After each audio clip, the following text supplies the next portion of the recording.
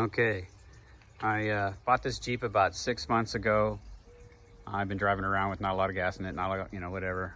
I got to a point to where it was low on gas. Actually, the low gas fuel light went on. I'm like, oh, that's cool. So I filled this thing all the way to the top, and then I parked it with the back end kind of up a little higher than the front in my driveway, and I turned the truck off and I got out, and it was leaking gas all over the place. I'm like, oh man. So this car's new to me, and it's got a leak on top of the gas tank. But I tried to put this hose in there to, I've got 15 gallons of gas in there that I got to get rid of, right?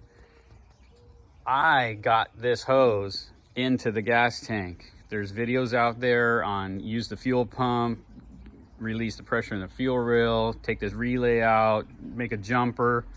What I did was, and I'm like, oh wow, and one guy showed an old tank and he said, there's a little lip in here.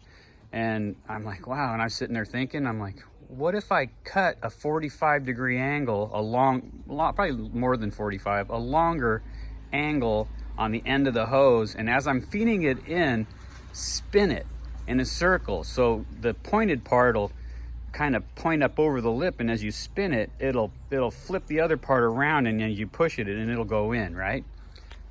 I got it to work. Check this out. Right? And that's down here. That's right down, in there. I got it to work. There's no video on that, so I'm sharing that with you. You cut the end of the hose and you spin it as you go in. It was hard. I had to keep trying and keep trying and keep trying. Then I'd blow in the hose to see if it would bubble. And I go, oh wow, cool. And then to get the siphon to work, what I did was I took the air hose and a rag, and I put the air hose in there, and so I blew into the tank, which forced the siphon to start. So there you go. You can do it.